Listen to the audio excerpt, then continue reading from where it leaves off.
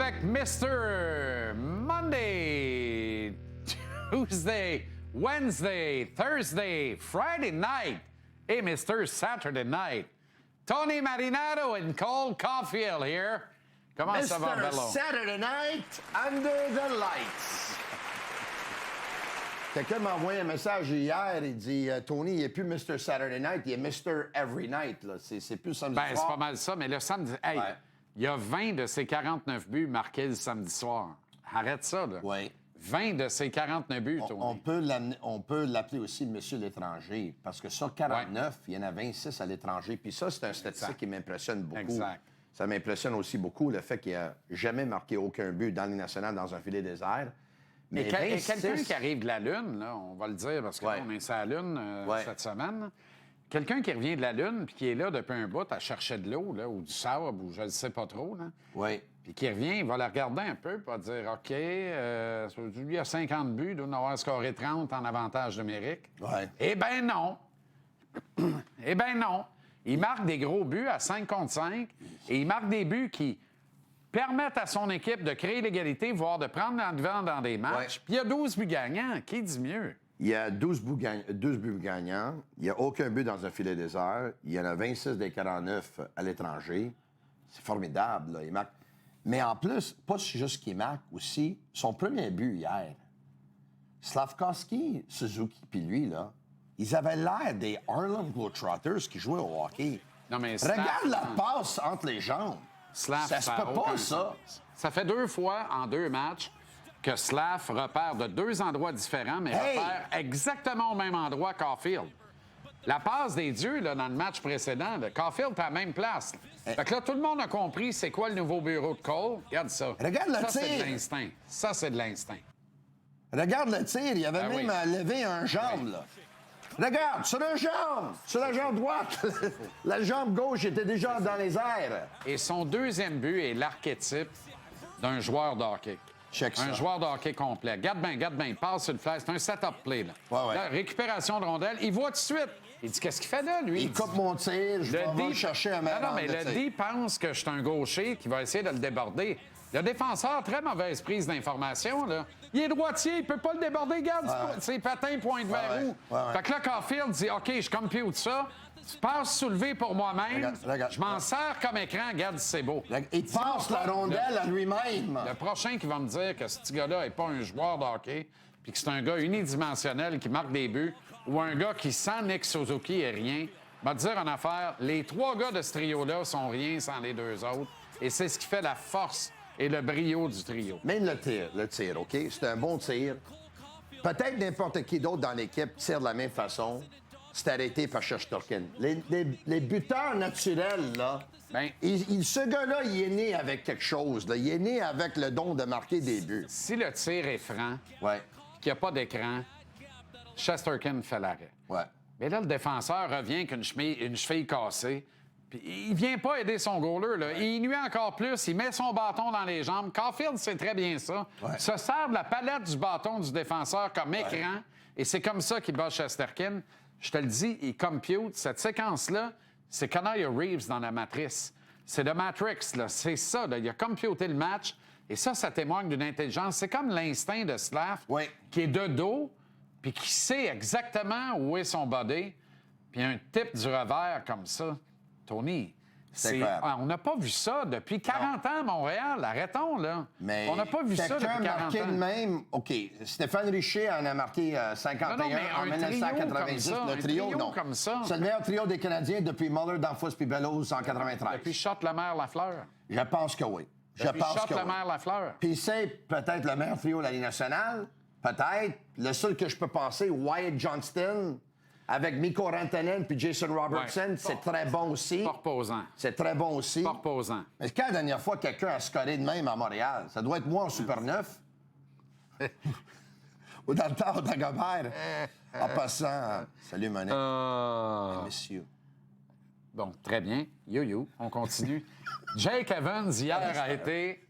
Jake Evans joue du gros hockey. Là. Lui, il est dans une bulle au bon moment, piqué au bon moment, il est en train de le faire. Lui, il saisit sa chance, il dit « Hey, mettre ça à 3, just watch me ». Il a gagné 3 mises en jeu dans la dernière minute dans le territoire défensif. Ouais. Pas une, pas deux. Un avec 59 secondes à faire. L'autre, me semble, il restait 22, puis l'autre, il restait 2,7. Et pas juste, il a gagné 3 mises en jeu. Il a gagné 2 contre JT Miller, puis le dernier contre Vincent Trocheck. Tu sais, il est où JT Miller dans la Ligue nationale pour son pourcentage dans les mises en jeu? Ouais, mais Il hier... est 61 point quelque chose pour cent. Oui, mais hier, je pense qu'il courait après le juge de ligne dans les corridors de MSG. Sur le fameux but gagnant de Caulfield, ça n'a aucun sens. Aucun sens. Oui, il était pas prêt pour prendre la mise en jeu, puis là, au lieu de recommencer à jouer... C'est le juge de ligne qui niaisait. Le juge de ligne a niaisé pendant 47 secondes. Et là, il regarde le juge de ligne au lieu de... En tout cas. Ben non, mais c'est ça. Mais Vincent Trocheck, un des grandes raisons pour laquelle il a fait les États-Unis aux Jeux olympiques, parce qu'il est très fort dans les mises en jeu aussi. JT Miller, Vincent Trocheck, c'est 57 JT Miller, c'est 61 Vincent Trocheck, c'est 14e dans la Ligue nationale, si je ne me trompe pas, ou 16e. Et JT Miller, il est 3e plus efficace. Sauf que hier, c'est le Canadien qui a dominé dans le cercle des mises en jeu. Jake Evans, pour les mises en jeu en zone défensive, c'est le meneur chez le Canadien. À l'état des forces cette semaine, j'ai classé le Canadien premier dans l'Est pour atteindre la finale de la Coupe Stanley. Ils étaient 4e il y a une semaine dans mon même classement. Grimpé premier en vertu de 4 victoires à temps réglementaire dans la même semaine contre des adversaires adjugés être très coriaces parce que voulant le même plat qu'eux autres. Es-tu d'accord avec ça? J'ai pas de problème avec ça.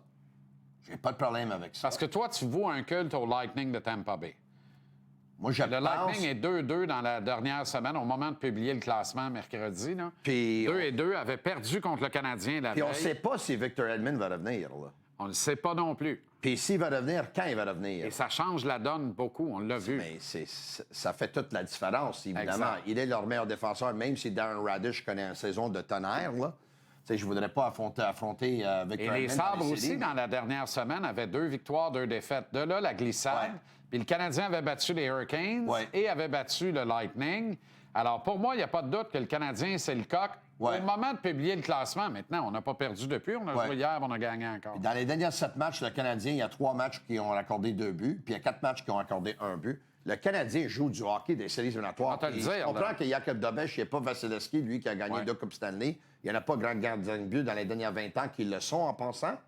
Mais il est plus hot que lui en ce moment. Il est hot, là, Dobeš. Il est en feu. Top 3 de la Ligue nationale actuellement. En feu. Et dans la séquence de 7 victoires de suite, en deuxième période, le Canadien a marqué 13 buts, n'en a accordé aucun. Ouais. Autrement dit, si on arrondit, là, le Canadien gagne la deuxième période 2-0. Ouais. On est habitué de les voir la perdre 1-0 ou 2-0 jusqu'aux fêtes. C'était la deuxième période qui coulait l'équipe parce que l'équipe devait pousser fort en troisième pour finalement dévoler le match au-delà de 60 minutes.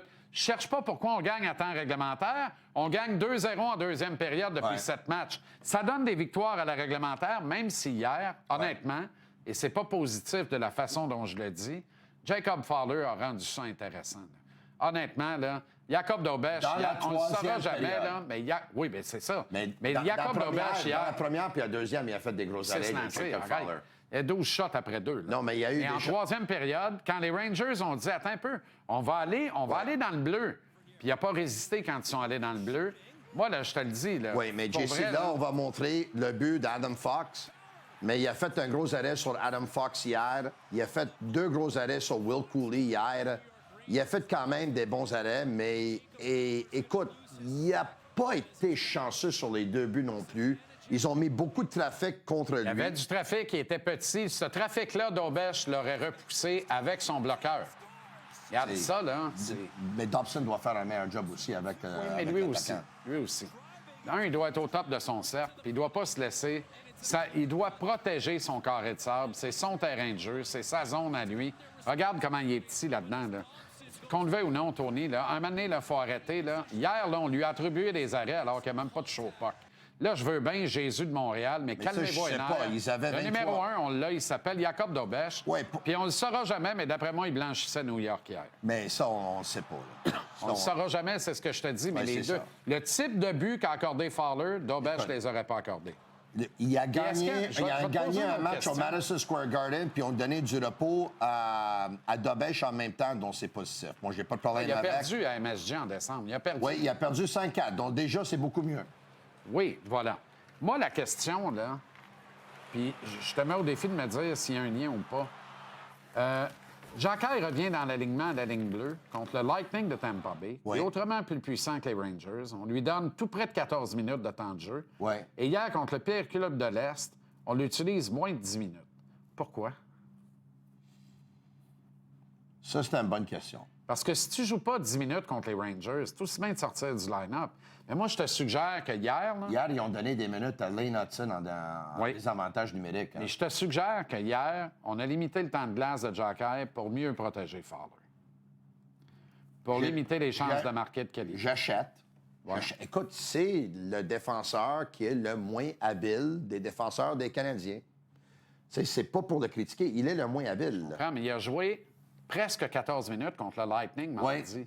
Ouais. Il a droppé de 4 minutes de temps de jeu hier. Ouais, il n'y a pas de raison, Tony. Là. Il n'y a pas de raison. Il aurait Moi, dû je jouer. la cherche, là, Il aurait la dû seule jouer. que j'ai trouvée. Puis c'est tordu comme raison. Là. La seule que j'ai trouvée, c'est on va protéger Fowler.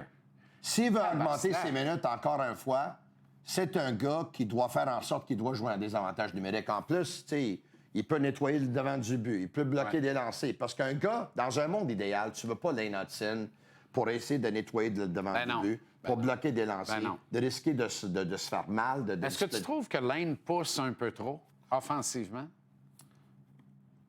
Je trouve que Lane veut battre le record des 5 passes qui restent de Larry Robinson. Pousser un peu trop, tu sais, essayer de trop provoquer, peut-être prendre... Ça vient moins facile pour lui maintenant d'avoir des points parce qu'il y en a pas eu des points. Mauvais calcul de hier. risque, le cas Ça fait un couple de matchs là, que Lane n'est pas bien productif, mais... Ben, en même temps, est-ce que le premier trio laisse des points aux autres? Pas bien. Non, mais il joue bien.